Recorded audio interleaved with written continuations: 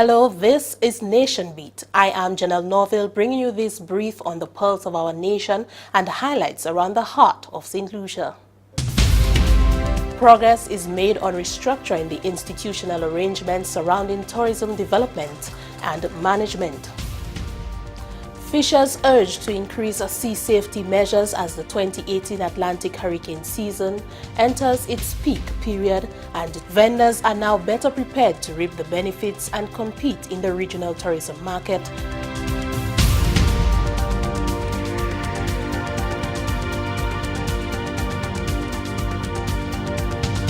Since its launch in May this year, the Tourism Advisory Committee has brought together a multi-stakeholder advisory group comprising public and private sector representatives as well as NGOs who have an interest in bolstering tourism development and management. The committee has been working steadfastly to resolve long-standing bottlenecks that impede product development and enhancement. It is expected to generate consensus on the way forward for the development and management of the tourism sector in St. Lucia and evolve into a more formal and permanent council. The government of St. Lucia aims to improve quality of life by ensuring that sustainable tourism remains integral to national socio-economic development. It requires a strong framework that is integrated into national and sectoral plans, sensible business practices, and consumer behavior. The establishment of guidelines and regulations in accordance with national priorities and legislation is important for promoting and supporting sustainable tourism. Towards that goal, the Tourism Advisory Committee is working on the framework and three-year strategic plan for St. Lucia. And now we're going to go on to the other aspects of strategic planning, missioning, and also we've been through the SWOT analysis, and we had a very, very productive first day, I thought. I love the enthusiasm which we saw around the room, the diverse viewpoints on tourism and the role that it should play and the role that it was structured was very evident. And I am very, very proud of the statements made by our facilitator when she mentioned that St. Lucia in many ways were pioneering this exercise. So I think we should all be proud that we are the second island in the Caribbean within the CTO region that is going to or has established a interagency collaborative management organization. Tourism is one of the world's fastest growing industries and an important source of foreign exchange for St. Lucia. The sector is crucial to increasing economic benefits because of close linkages to others and its ability to create decent jobs and generate trade opportunities. A lot of the issues we face here are certainly issues that the region faces as a whole. Regionally and internationally, the issue of airlift is a big one, the connectivity between our islands, regionally but also internationally. So we're talking about inter-Caribbean airlift, also international airlift. So the transportation issues are issues that we all share. People development, really the skills development is very important. We want to create more linkages to other sectors, manufacturing, agriculture, creative arts. So that's also really a regional concern. And then the marketing of the region. Here is a region that is the most tourism dependent region in the world, yet we are losing from year to year, we are losing global market share in tourism. It should be the opposite. We should be gaining every year. So we need to look what is causing that, and we need to work together to market ourselves and by extension the entire region much better. Well, our expectations is that the role of the manufacturers is recognized, the linkages are understood, the benefit to the nation that all sectors are integrated into the whole tourism industry is very important. Well, we have to make sure that our products are recognized, the quality of our products are recognized, that we have a variety of products that are interesting to the tourism industry so that, basically people don't have to think about importing from Miami, but they can get their products locally. Sustainable tourism requires community engagement in order for the benefits to trickle down to the man on the street. Members of the Tourism Advisory Committee are working with a specialist to develop a common starting platform for sustainable tourism, reviewing relevant trends and new terminology. Destination management, best practices for public-private partnerships, Defining a common vision for tourism as identified and agreed by the committee is also a part of the process, as well as establishing the nomenclature and tagline of the council and confirming its mission, structure, and terms of reference. They are setting strategic objectives and strategic goals today.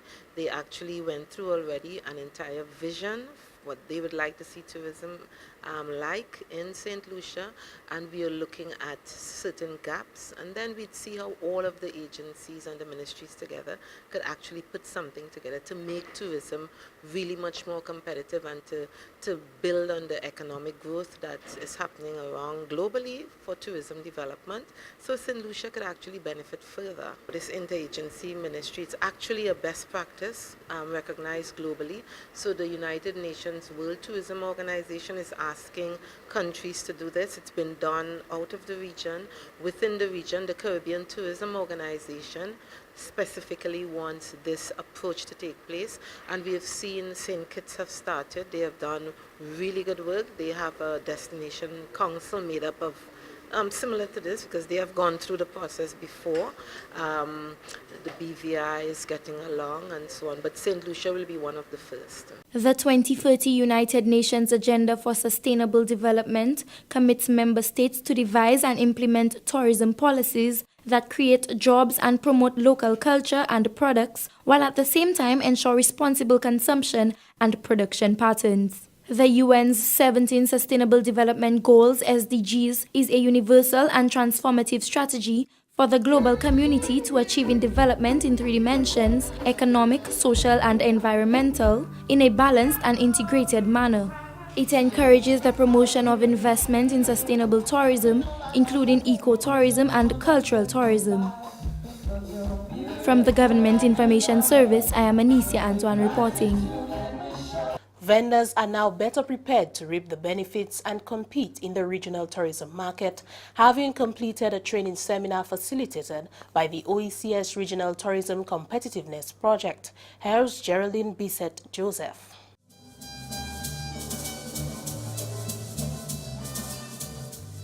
The vendor training program, facilitated by the OECS Regional Tourism Competitiveness Project, has come to a close. On the evening of the 4th of September 2018, the ORTCP held the closing ceremony for the program. In attendance were project organizers, facilitators, governmental representatives, and participants who had completed the course. The workshop was one of several initiatives to be undertaken by the project as part of plans to stimulate the business aspect of the St. Lucian tourism product within the city of Castries. Organized by the Department of Tourism, Information and Broadcasting, the training program underlines efforts to support the upgrade of the Castries market and surrounding areas. The workshop focused on components such as tourism product development and marketing, environmental health and food safety, sanitation and hygiene, standards, business development, and consumer relations, elements needed for the growth of a stronger tourism product. The fact that we're taking the time to do this, it is because you are important. It is because you are important to us. You are important to the tourism industry of St. Lucia. And we are prepared, and I hope by now that we have proven to you that we're not just about talking, but we are here to play a significant role in your development. Mr. Peterson Francis, Mayor of Castries, urged vendors to retain the vital lessons learned during the program and to ensure that they put all new skills and knowledge to good use. We, as policymakers, contributors, and developers, should be dependent on you for quality of value, innovativeness, and usefulness of the training programs you received during the workshop period. Remember the fundamentals and the overall goal of the training workshop. Challenge yourself, upgrade, take risks, but effectively share the knowledge and skills to better streamline your business. Vendors praised the initiative and shared with their fellow participants aspects of the program that they found particularly significant. Certificates were later awarded to all those who participated. For the Government Information Service, I am Geraldine Bissett-Joseph. The 2018 Atlantic hurricane season has entered the peak period of August to October. While the number of storms predicted for the season has been revised downward, the Department of Fisheries is urging fishers to increase sea safety measures during the hurricane season. Jack Hinkson-Compton reports.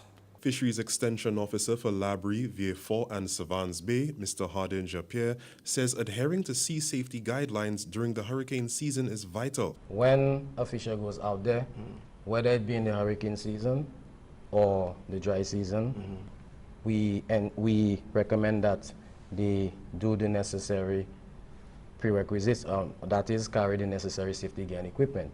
But that's even more important during the hurricane season. First of all, we have the oars on sail. That's in the event that they have engine problems, they can sail. We also life jackets, one per crew. We have the day and night flares. We also recommend that, well, not recommend, it's a requirement to carry at least 5 gallons of water, drinkable water, per crew. The process of licensing vessels also helps to ensure that fishers are aware of all necessary safety measures. Currently, we are under the licensing period, which we started in April. It's government financial from April to April. It's a one-year license is issued. So we do the inspection starting from April. That's for 2018 this year.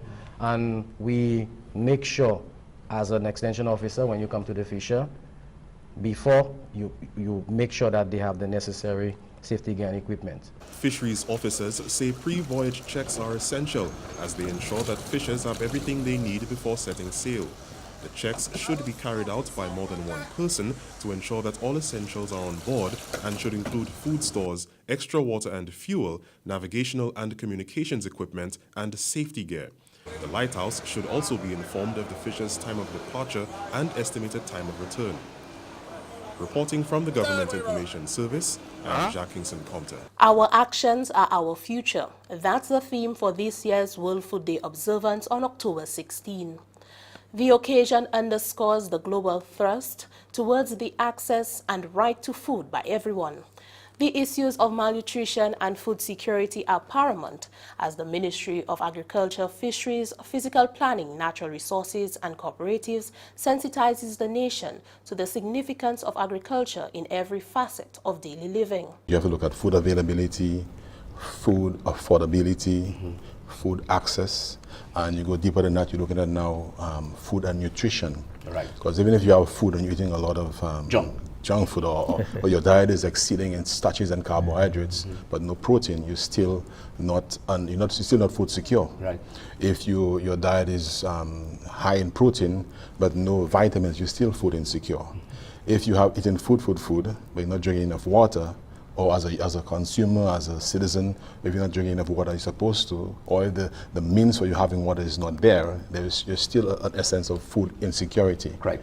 So all these things speak to food security. All these aspects need to be looked at. The Ministry of Agriculture is continuing work on a land use policy, which is a critical element to regulating the industry. The Roman Catholic Stewardship Office is partnering with the ministry in its sensitization efforts this year. Director Reverend David Popo says the implementation of the land use policy will lend to the revitalization of agriculture, as seen in countries like Jamaica and Barbados. What do we zone off in terms of production, for agriculture, for commercial, for development, especially given the impact in terms of tourism development, right. So I think these are some of the internal issues that have to be addressed, both by the private sector and government sector, so that we can ensure that, again, that food is not just a privilege, but it's a right of the individual. Yes. It's an imperative. While the land use policy is being hammered out, the Ministry of Agriculture continues to provide institutional support to stakeholders. The commercial food producers, which are the farmers, the fishers, and the food processors, and we facilitate them via different means. For the food producers, like for raw materials, like the farmers, as you might already know, you have the agricultural extension officers, the livestock extension officers going out there and providing the technical guidance to those food producers as to how best to produce food in terms of quantity, and quality, and it's also including that the food safety aspects. And then you also have the marketing unit, which speaks to the food processors, which do sort of the same thing, right? And then we also look into the normal householder, the normal consumer, and we encourage what is called backyard gardening, right? Where we encourage them, you know, in case you don't have the money to buy the food, you don't have to worry. There's other means of doing it, and we encourage them to go into having a little home gardening. The same flower pots, like you have right in your studio, the same flower pots you usually put your nice rose and flowers. You can put tomatoes in if you want, sweet pepper, even cucumber, right? And you can grow what you want to eat. School leavers have been encouraged to get into the agricultural field, particularly agro-processing, as it ensures not just food security, but job security as well.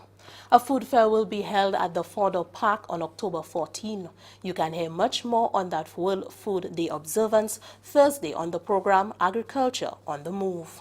This is Nation Beat. Coming up next, 3 developmental projects draw funding from UNESCO.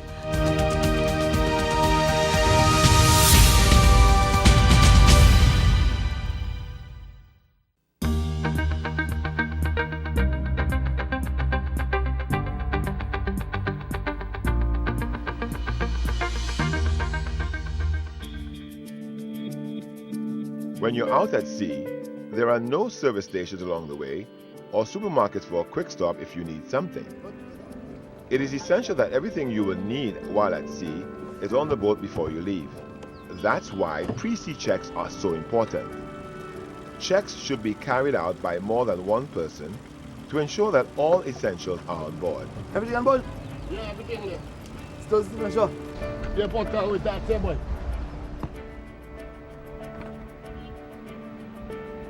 Pre-sea checks should include food stores, extra water and fuel,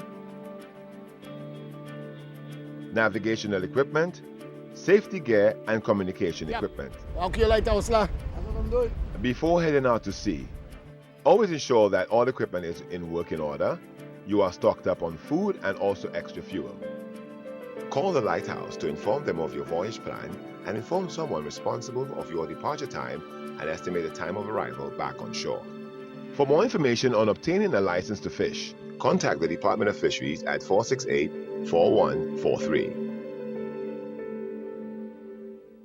Welcome back. Several underprivileged children were recently the recipients of school supplies made available to them ahead of the opening of the new academic year by St. Lucian living overseas. Fernell Neptune reports. St. Lucian-born Sherilyn Barthelme is giving back to her country through the provision of backpacks and other school supplies to the young ones, specifically those whose parents cannot afford. Barthelme is an executive of Cox Automotive Incorporated of the United States, which specializes in buying and selling cars. Junior Emmanuel Belize, who is the aunt of Sherilyn Barthelme, presented the donation to the Division of Education on her behalf. She says her niece is committed to playing her part to the success of deprived children within the school system in St. Lucia. This is not a one-off project. This is a project that will continue as the years go on and provide more and more opportunities for children like yourself and other children who may have not been privileged to get assistance throughout this period.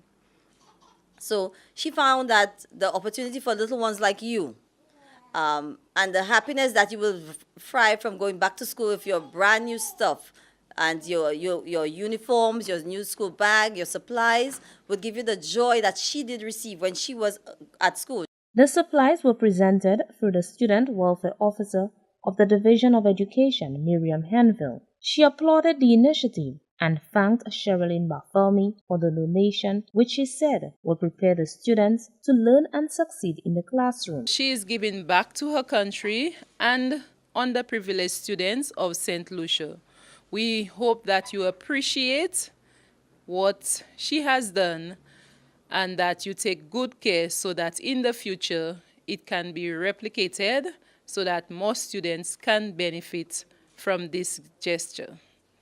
As part of the package, the students also received socks, undergarments, vests, shirts, reading books, and stationery. From the Communications Unit of the Ministry of Education, Innovation, Gender Relations and Sustainable Development, I am Fernal Neptune reporting. UNESCO has approved just over 180,000 EC dollars, the equivalent of some 67,000 US dollars, for 3 local developmental projects under the UNESCO program 2018-2019. Presentations were made to the School of Arts and Design St. Lucia, receiving US $23,000 for the creation of a publication on St. Lucian women sustaining lives and livelihoods through the arts. Associated Schools Project Network, ASP.NET, received the US $22,000 to help with a project entitled Sandwatch, which hopes to address climate change through education for sustainable development, while the Cultural Development Foundation, CDF, received the US $22,000 to strengthen local capacities to safeguard St. Lucia's intangible cultural heritage. Secretary General of the National Commission for UNESCO, Marcia Symphorian, while heartened by the proposal submitted for consideration, has called for more local organizations to tap into funds provided by UNESCO, specifically under the Intangible Cultural Heritage Fund. This fund, which is open on a continuous basis, provides member states with a maximum of 100,000 US dollars for ICH projects, and submission can be made at any time during the year. Minister with Responsibility for Education under the National Commission for UNESCO, Honorable Dr. Gail Rigobert, has meantime called for more formal training of government departments and civil society organizations in project proposal writing and reporting to avoid lost opportunities, and for those successful to meet their obligations under the arrangement. I also know as well that there are agencies or entities that have received funding from international agencies and have not been able to meet the reporting requirement. If an agency is making money available to you, it is expected and it is understood, or it should be understood, that you are obliged to report on how the money was spent and how impactful the project has been. Only 2 organizations were on hand for the presentation. Both the Cultural Development Foundation and the School of Arts and Design St. Lucia thanked UNESCO for considering their proposals and pledged their commitment to meeting their obligations under the program. The very nature of intangible is that we would have allowance, say, as we're in the season for allowance, and once that is done, it's gone. And so for the CDF to take on actually trying to document the intangible cultural heritage in St. Lucia, I think is a laudable task. We hope that this publication will inspire young aspiring artists and creatives to follow their passion in whatever art discipline they choose. Funding for these projects is in keeping with UNESCO's efforts at providing financial technical support to member states for activities in UNESCO's fields of competence: education, natural science, social and human science, culture, communication and information. From the Communications Unit of the Ministry of Education, Innovation, Gender Relations and Sustainable Development, I am Chris Satney reporting. The Ministry of Education, Innovation, Gender Relations and Sustainable Development has appointed an Interim Board of Governors to the Sir Arthur Lewis Community College with immediate effect. Minister for Education, Dr. Gail Rigobert, highlighted her confidence that the board has the required assets to see the college through the many issues requiring immediate attention. My team from the Ministry of Education and I will meet with the incoming board of the Sir Arthur Lewis Community College, and I'm very excited about that. Sir Arthur Lewis has been in the news for a while, and whereas I was very ready to name that board within 24 hours of the resignation of the last board, I thought it necessary to engage more stakeholders and to allow for greater input in the selection of that board. The board is constituted for a period of 6 months and consists of 6 individuals, namely Dr. Joycelyn Fletcher, who is the chairperson, Dr. Rufina Frederick, Dr. Vanessa Nove, Barry Kukuran, Dr. Claudia Louis, and Beverly Josie. Dr. Gail Rigobert explained that the board was carefully selected on the basis of expertise and skill. I'm satisfied now that we've been able to select a board that is equally committed to ensuring that Sir Arthur Lewis remains the premier tertiary institution on island, But we can't escape the fact that we've got some tough decisions to make, and I pray that thanks to the good publicity that South Louis got recently, that all of St. Lucia stands ready to work with us to make this happen. The Cultural Development Foundation, CDF, plans to use Creole Heritage Month 2018 as a platform to celebrate one of the nation's icons, Joseph Rameau Poleon, also known as Papa Kilte. The CDF and the Folk Research Center, FRC, will host the Icon Series. The series celebrates individuals who have made significant contribution to St. Lucian culture.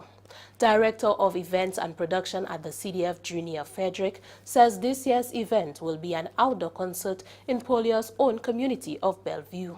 And you may ask why we're not doing the event at the Cultural Center.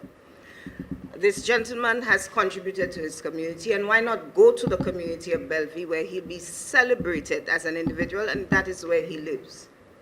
And of course, we're using the primary school at Bellevue, which will be transformed. According to Frederick, the event will have an edutainment component. The term refers to the effort to educate the public on Poleon and his work. We will have a traveling theatrical production, which will comprise of young, talented persons who will tell the story and the history and the impact of Rameau and his music. That will be done at school zones around the island, a short film competition, and a commissioned video on Rameau's music, using an element of that to be aired on television. The production itself is slated for, as I said, the Bellevue Primary School, October 1st. It officially starts at 5 p.m., but it begins at 3 o'clock. Poleon has been playing the violin since the age of 15. No stranger to accolades, Poleon was awarded the St. Lucia Medal of Merit in 2000 by the Governor General. And that's Nation Beat. Join us next time as we feel the pulse and heart of our community. I am Janelle Norville.